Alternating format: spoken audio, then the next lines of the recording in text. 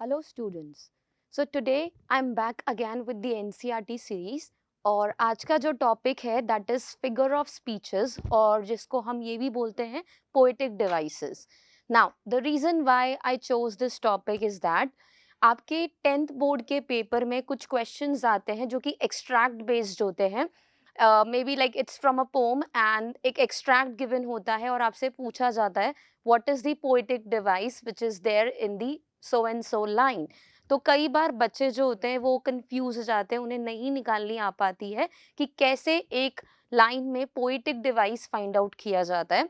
तो उसी को आपको समझाने के लिए आज का पूरा लेक्चर है जिसमें हम कुछ पोएटिक डिवाइसेस डिस्कस करेंगे जो कि क्लास 10th के पर्सपेक्टिव से बहुत ज़्यादा इम्पॉर्टेंट है. ठीक है, तो स्टार्ट करने से पहले हम लोग ये देख लेते हैं पोएटिक डिवाइसेस होते क्या हैं.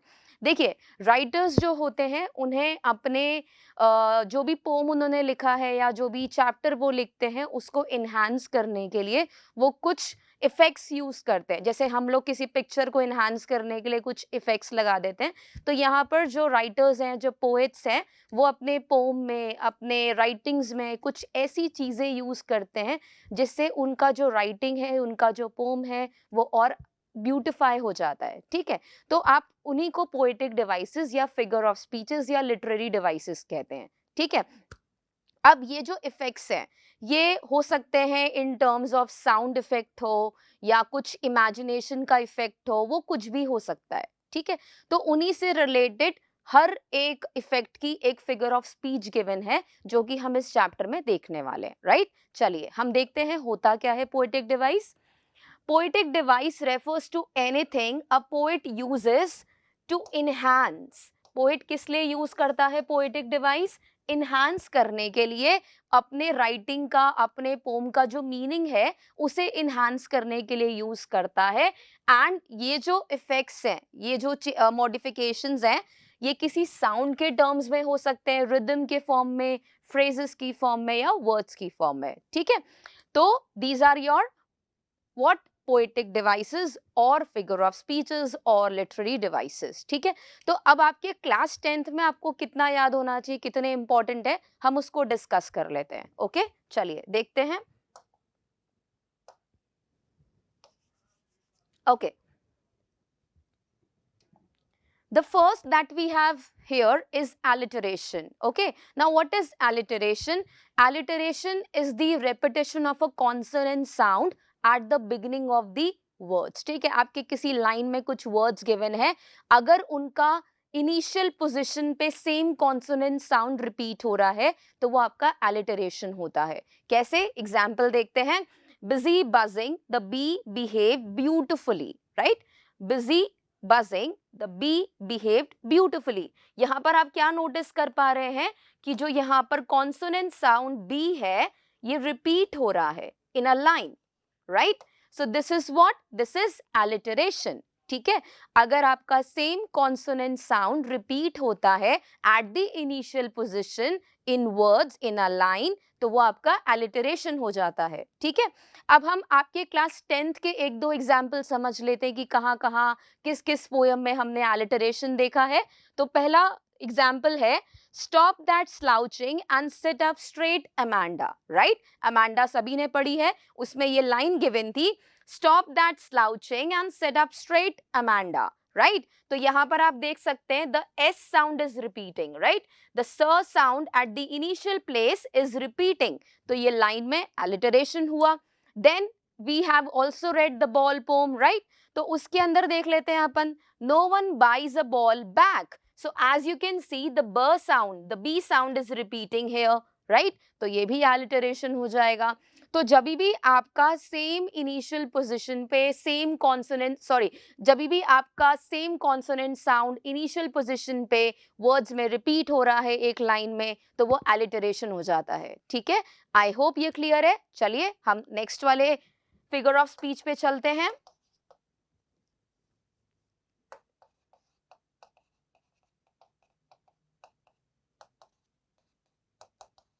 ओके, चलिए नेक्स्ट देखते हैं. It's assonance.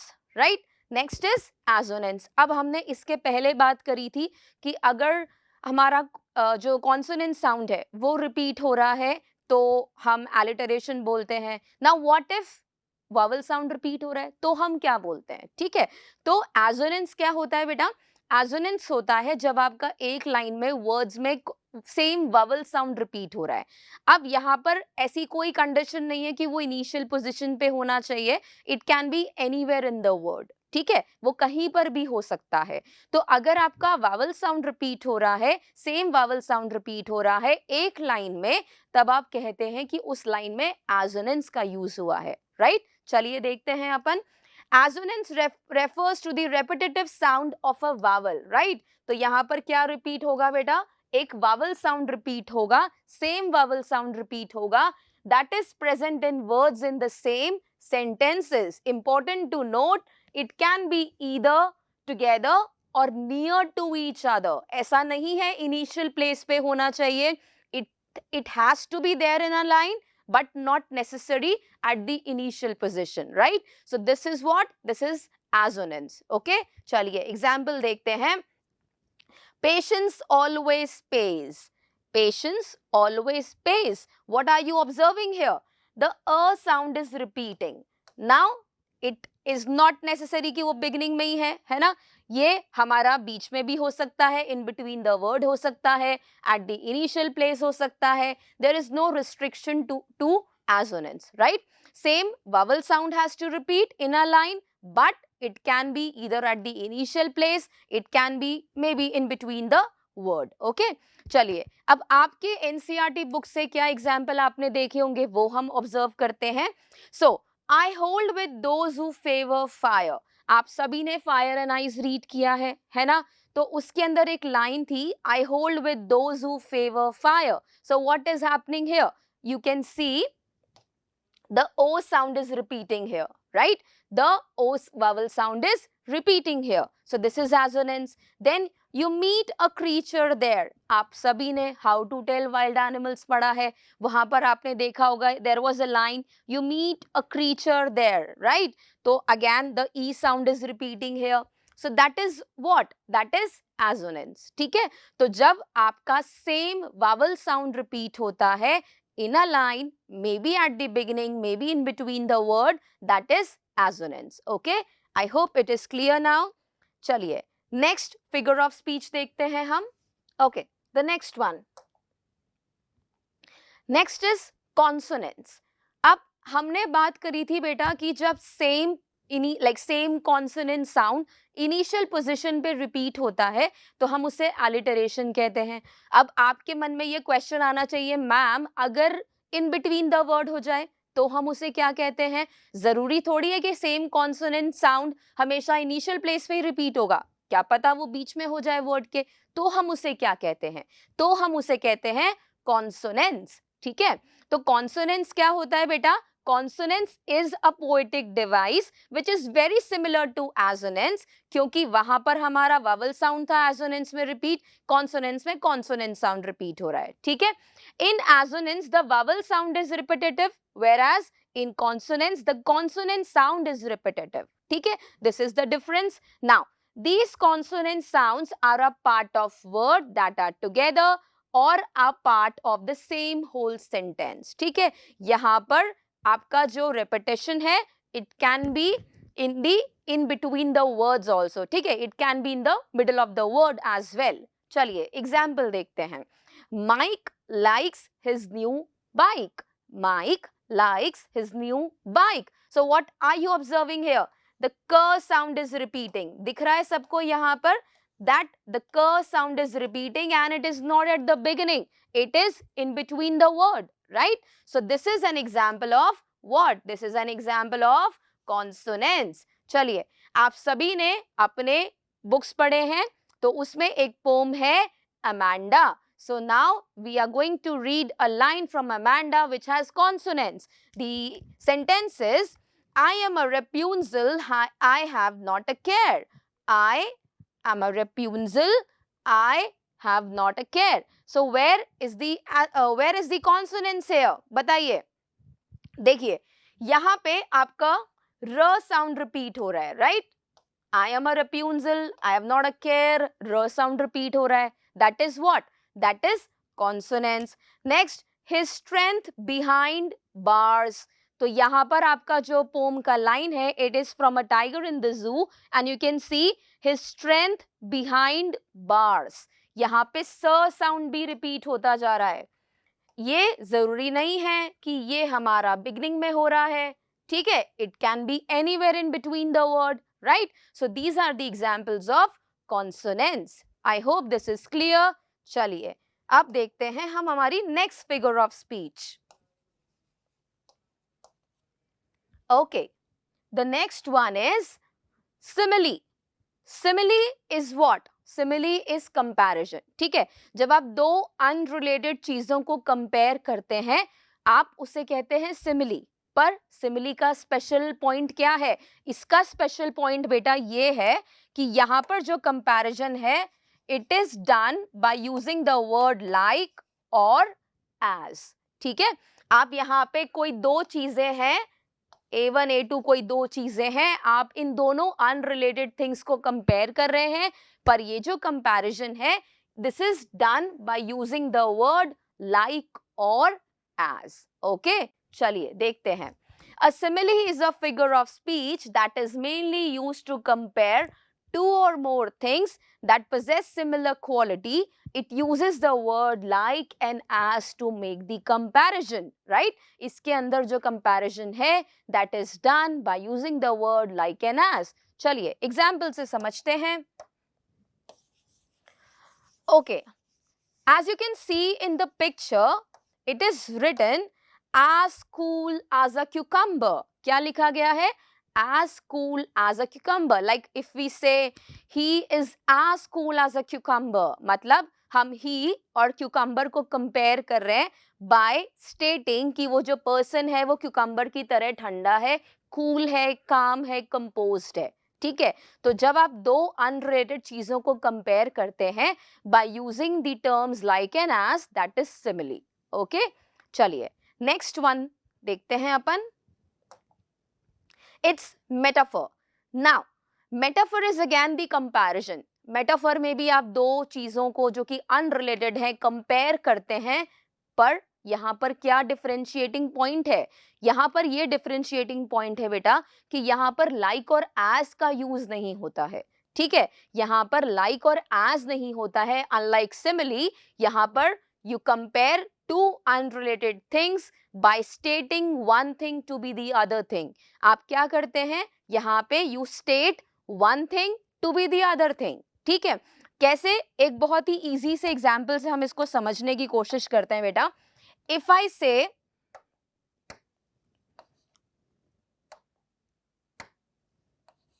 he fought like a tiger, he fought like a tiger, and in the second one I am writing he is a tiger, right? The first one is he fought like a tiger and the second one is he is a tiger. Now what is happening here? As you can see, यहाँ पर हम दो unrelated चीजों को compare कर रहे हैं, है ना? हम दो अनरिलेटेड चीजों को कंपेयर कर रहे हैं. अब यहाँ पे कंपैरिजन कैसे हो रहा है? Bye using the word like. हम बोल रहे हैं वो एक टाइगर की तरह फाइट करा, उसने एक टाइगर की तरह ब्रेवरी से फाइट किया, राइट? नाउ सेकेंड वाले में हम क्या कर रहे हैं बेटा? दो चीजों को कंपेयर तो कर रहे हैं, but what is happening here? What is happening here? हम यहाँ पर we are stating one thing to be the other thing. हमने यहाँ पे उस पर्सन को ही टाइगर बोल दिया. हमने ऐसा नहीं बोला वो टाइगर की तरह लड़ा, हमने बोल दिया वो टाइगर ही है. अब टाइगर ही है तो टाइगर की तरह ब्रेवरी से फाइट भी किया होगा, है ना? पर हो क्या रहा है बेटा? यहाँ पे लाइक और एज के साथ कंपेयर हो रहा है और सेकेंड वन में क्या हो रहा है? We are stating one thing to be the other. हमने one thing to be the other बता दिया है. ठीक है, हमने उस पर्सन को ही टाइगर बता दिया है. तो ये दोनों में डिफरेंस है, दोनों में कंपैरिजन है. बस ये डिफरेंस है दैट सिमिली में लाइक और एज आता है एंड मेटाफर में we just say the other thing to be the one thing. Okay, चलिए आपके बुक से एग्जाम्पल देखते हैं कि आपको कहाँ कहाँ पे मेटाफर दिखा होगा.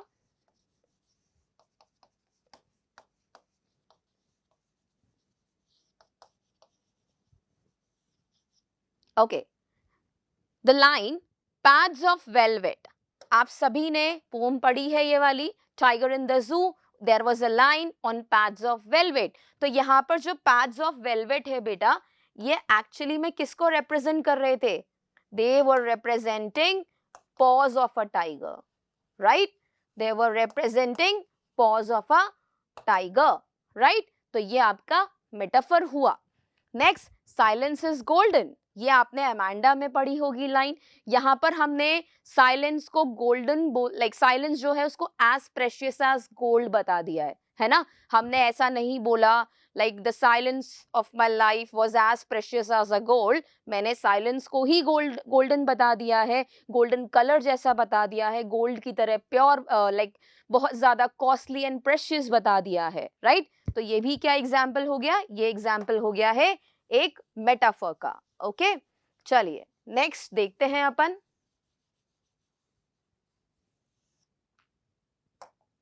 Next is oxymoron. Now oxymoron क्या होता है बेटा?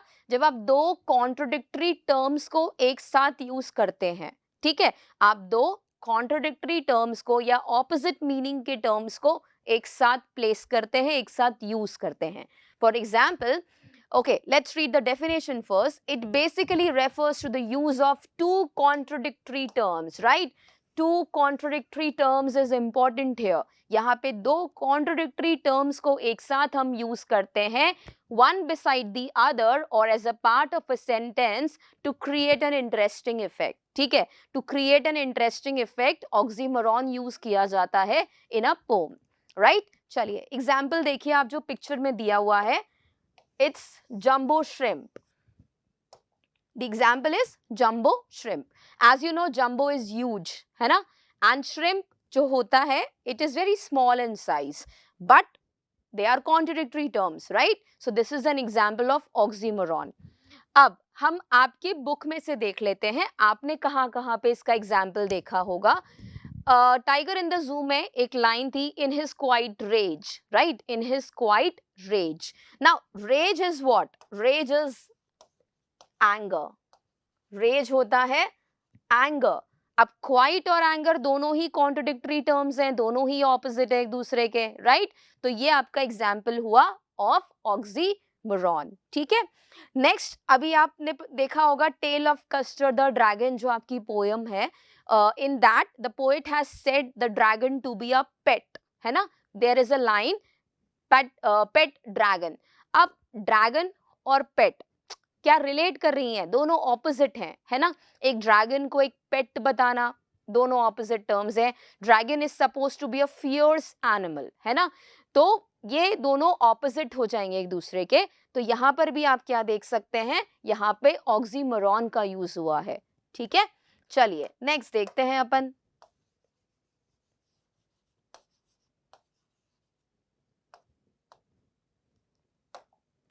Next is allusion. Allusion is what? Allusion होता है जब आप किसी फेमस कैरेक्टर को या फेमस किसी भी एनिमल को एक पोएम में रेफरेंस देने के लिए आप उसको यूज करते हैं, ठीक है। Allusion is when you use a famous character or an animal or any reference for creating a reference in the poem, you use a famous character or a animal, ठीक है। तो देख लेते हैं। allusion primarily refers to a indirect reference made in a piece of literary work. These references might include the reference to a particular place, person or idea, ठीक है। for example, picture में देखिए, he is a real Romeo with the ladies. Now यहाँ पे Romeo का मतलब वो जो रोमियो एंड जूलियट वाला रोमियो था, उसको रेफर करने के लिए यहाँ पे हमने इसे यूज किया है, ठीक है। So this is allusion because you are referring to a famous character to create a reference in your writing, ठीक है। अब आपने अपने बुक्स में कहाँ पे देखा होगा बेटा, in Amanda you have seen a line, I am Rapunzel, I have not a care. अब जो Rapunzel है वो एक फेरी टेल कैरेक्टर है, तो यहाँ पर अमांडा अपनी लाइफ को उसमें एक रेफरेंस देने के लिए Rapunzel यूज करती है, राइट? तो एल्यूजन क्या होता है? जब आप किसी फेमस कैरेक्टर को यूज करते हैं अपने राइटिंग में एक रेफरेंस क्रिएट करने के लिए। तो यहाँ पे Rapunzel का जो यूज है, it is just to create a reference of Rapunzel's life and Amanda's life, तो ये अल्यूजन हो जाएगा। सिमिलरली एक और लाइन थी उसी पोम में, a mermaid drifting blissfully. So mermaid is again a mythical character जो कि माना जाता है, like she has a upper body portion of a female and the lower body portion of a fish, right? तो यहाँ पर रेप्यूंजल अपनी लाइफ को मरमेड की तरह बनाना चाहती थी, who is drifting blissfully in a languid emerald sea। तो अगेन मरमेड का use to create a reference to her life in the poem, that is again an allusion. Okay, चलिए आगे देखते हैं अपन। Next is irony. Now irony क्या होता है बेटा? Irony is what is said you mean the opposite of that. Writing में कई बार पोएट कुछ लिख देते हैं बट बेसिकली वो उसका ऑपोजिट मीन करना चाहते हैं, ठीक है? यू से something, you mean the opposite of that. The poet or the writer writes something but he means to convey the opposite of that, that is irony, ठीक है? तो एग्जाम्पल देखिए, what a beautiful day। Picture से देखकर कहीं पर भी नहीं लग रहा है कि वो ब्यूटिफुल डे है ना? So what is written, it means to say the opposite, right? जो लिखा है उसका बिल्कुल ऑपोजिट मीनिंग देना है, तो वो आयरनी होगा। इसका परफेक्ट एग्जाम्पल जो क्लास 10th में है और इंपॉर्टेंट है, that is from a letter to God, जहां पे जो लेंचो हैं वो क्या करते हैं, पोस्ट ऑफिस एम्प्लॉयज को कह देते हैं बंच ऑफ क्रूक्स। ना bunch of crooks are like it means the dishonest people, है ना? बंच ऑफ क्रूक्स क्या है? डिसऑनेस्ट पीपल है। और वो ये डिसऑनेस्ट टर्म किसके लिए यूज करता है? पोस्ट ऑफिस एम्प्लॉयज के लिए। They were not at all dishonest people, you people already know that, आपने चैप्टर पढ़ा है कि वो डिसऑनेस्ट नहीं थे, they were the real helpers of Lencho, right? So that line, a bunch of crooks, is a perfect example of irony, क्योंकि वहां पे लेंचो जिन लोगों के लिए वो टर्म यूज कर रहा है वो एक्चुअली में उसके सेवियर्स थे, वो एक्चुअली में उसके रियल हेल्पर्स थे। ओके, चलिए नेक्स्ट देखते हैं अपन। Next is personification, very very important figure of speech for you people। personification is what बेटा? पर्सोनिफिकेशन वो होता है जब आप किसी ह्यूमन कैरेक्टर को ट्रांसफर कर देते हैं to a non living thing और एनी एनिमल। ओके, देखते हैं अपन। Personification is another very interesting poetic device that is used to give an animal an idea और a particular thing a human like characteristic, ठीक है? आप किसी भी ह्यूमन बीइंग के कैरेक्टर्स को आप क्या कर रहे हैं, किसी भी ह्यूमन कैरेक्टर को you are transferring to, you are transferring to what? Any non-living thing, inanimate object, or maybe an animal, maybe an idea, anything, ठीक है? आप ह्यूमन कैरेक्टर को ट्रांसफर कर रहे हैं। ओके, चलिए एग्जाम्पल देखते हैं बेटा अपन।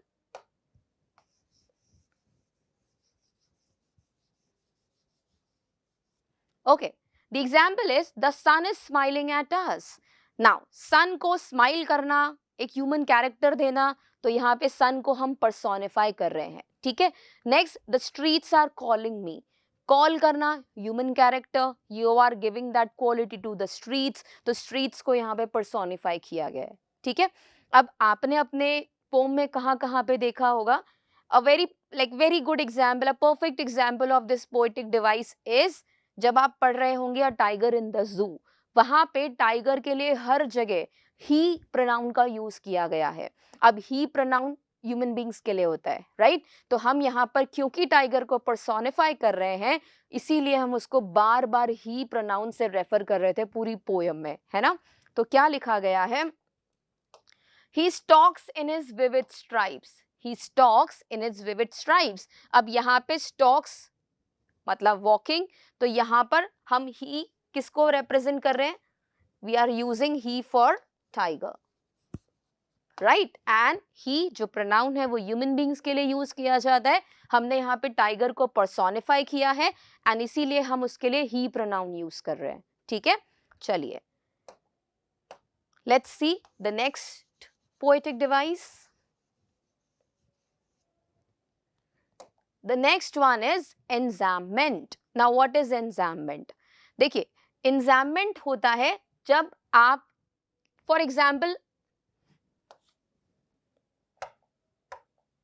you are writing a stanza of a poem, right? You are writing a stanza of a poem. Now, अगर जो poet हैं वो कोई line लिख रहे हैं poem की and he breaks the line and moves to the next line without any punctuation break, without any full stop, without any comma, तो वो enjambment हो जाता है. ठीक है? Enjambment क्या होता है बेटा? जब एक लाइन को दूसरे लाइन में लिख दिया जाता है, कंटिन्यू कर दिया जाता है, उसे बिना कोई पंक्चुएशन ब्रेक दिए, दैट इज एंजाममेंट. ठीक है, तो देखते हैं अपन क्या है. Enjambment is a literary device in which a line of poetry carries its idea और thought over to the next line without any grammatical pause. Right, बिना किसी ग्रामेटिकल पॉज के लाइन जो है वो नेक्स्ट में कंटिन्यू हो जाती है. राइट, अब आपके लिए इसका जो परफेक्ट एग्जाम्पल था, that is from the poem dust of snow. The dust of snow is written and it is written in such a way कि जो आपकी पोम है यहां से स्टार्ट हुई है and it directly get ended here. You can see there is no punctuation break in between. कोई punctuation break नहीं आया है, लास्ट में आके पंक्चुएशन ब्रेक आया है. राइट, तो ये एक परफेक्ट एग्जाम्पल है एंजाम्बमेंट का, जहां पे the line gets continued to the next lines without any punctuation break. Okay, so that's the enjambment. Okay, the next one. Next is anaphora. Now, what is anaphora? Anaphora is the repetition of the same word one line after the another line. ठीक है, suppose कीजिए आपका कोई stanza है and the same initial word gets repeated in more than one line, that is anaphora. जैसे ये जो word है वही नेक्स्ट लाइन में कंटिन्यू हो जाता है इनिशियल पोजीशन पे, सेम वर्ड रिपीट हो जाता है इनिशियल पोजीशन पे, तो वो एनाफोरा हो जाएगा. ठीक है, so anaphora is what? Anaphora is the repetition of the same initial word in more than one line, और ये कंसेक्यूटिवली एक के बाद एक होना चाहिए. ठीक है, चलिए एग्जाम्पल देखते हैं अपन. उससे पहले हम रीड कर लेते हैं क्या होता है ये. Anaphora is the repetition of a word or a phrase at the beginning of a successive phrases, clauses or sentences. Successive होना चाहिए बेटा, one after the another ही होना चाहिए ये चीज. ठीक है, तो आप देख सकते हैं जैसे it was the dash, it was the dash, it was the dash. तो यहाँ पे क्या हो रहा है बेटा? The same initial word is getting repeated and in the lines at the initial place, right? So that is anaphora. अब हम आपके बुक में से कहां पे एग्जाम्पल हमने देखा है वो जरा देख लेते हैं. The example, don't bite your nails Amanda, don't hunch your shoulders Amanda. So Amanda में you have seen these lines, the same initial word don't is repeated one after the another line, so that is what? That is anaphora. Similarly, fire and ice में आपने देखा होगा, some say the word in fire, some say in eyes. यहाँ पर क्या हो रहा है? Some word is repeated in the initial place, right? So this is example of anaphora. चलिए, let's move on to the next poetic device. Next is imagery. कहीं कहीं पे आप रिलेट कर पा रहे होंगे. इमेजरी क्या होता है बेटा? जो आपको इमेजिन करने पे मजबूर कर देता है. इमेजरी वो फिगर ऑफ स्पीच है जिसको जब आप लाइंस पढ़ रहे हैं यू आर इमेजिनिंग. आप पोएट जो है वो चाहते हैं that you run your mind and you start imagining the things which you are reading. ठीक है, so let's see.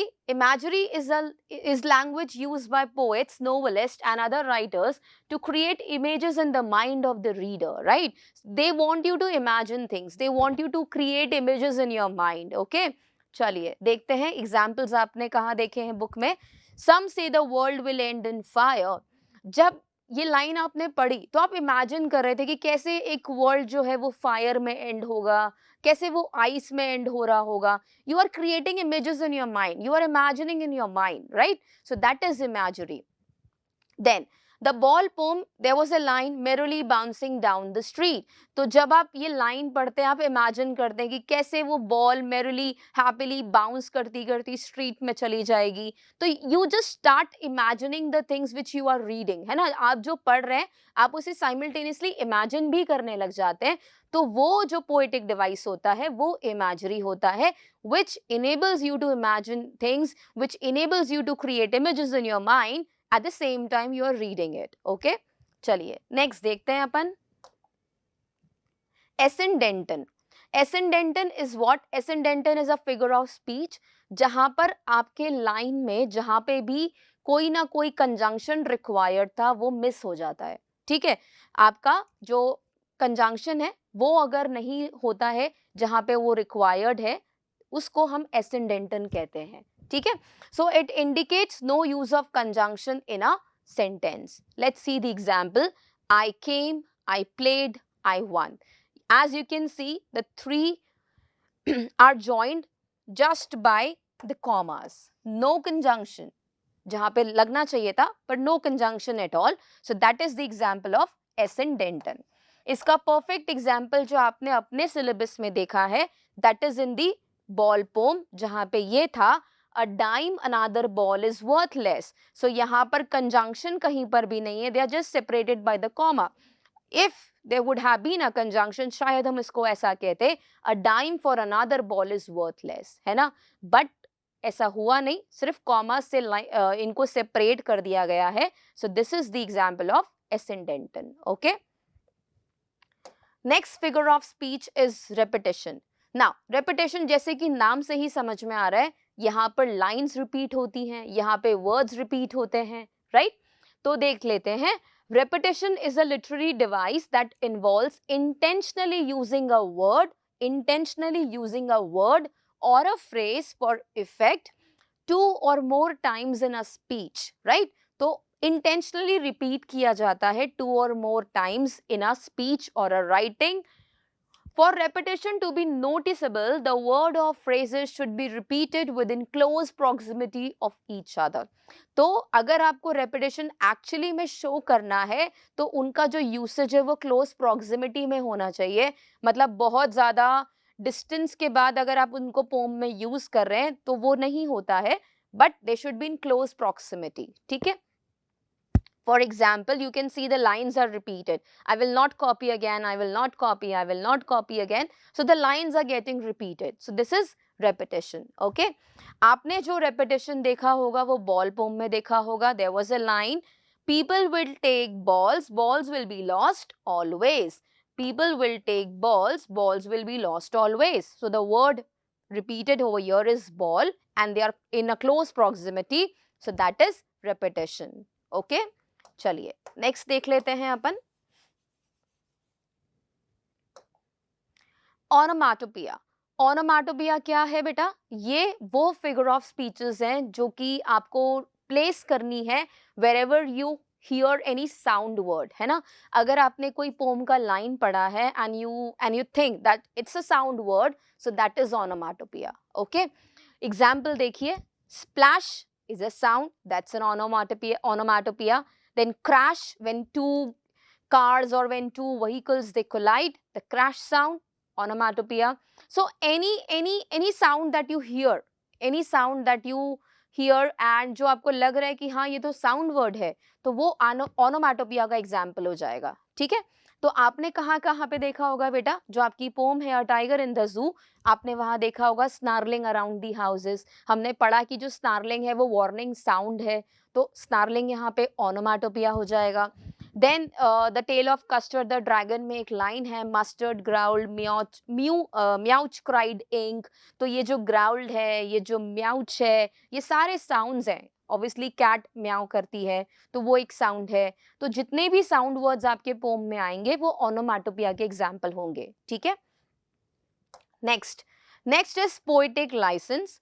अब देखिए ये जो पोएटिक डिवाइस है बेसिकली ये राइटर्स को या पोएट्स को एक लाइसेंस होता है उनका कि वो दे can play with the words, है ना. वो अपने राइटिंग में अपने पोम में एक इफेक्ट क्रिएट करने के लिए they can play with the words. That is poetic licence. Okay, तो देख लेते हैं if a writer uses poetic license, they break the usual rules of language or style, or they change the spellings in order to create a particular effect. ठीक है, they can play with the words, they can change the spelling just to create a rhyme in the poem, or maybe to make it more impressive to the readers. Okay, तो आपने जो examples देखे होंगे वो हम देख लेते हैं. Window is written as winda to create a rhyme. जो tale of Custard the dragon है उसमें विंडो के स्पेलिंग को मॉडिफाई कर रहा है राइटर ने और उसको विंडा लिखा है so that to create a rhyme between the lines. Okay, then how to tell wild animals में आपने पढ़ा होगा he will only leap and leap. तो यहाँ पर जो लेप है ये स्पेलिंग चेंज करी गई है by the writer, like the actual spelling is this, but he has used this to create and like impressive effect करने के लिए उन्होंने spelling को change किया है, modify किया है. Okay, so that is poetic license, right? So this is all about the figure of speeches. I hope आपका थोड़ा सा confusion दूर हुआ होगा. So this is all about your poetic devices which you will be needed, which you will need in your class 10 board exams. Thank you and have a nice day.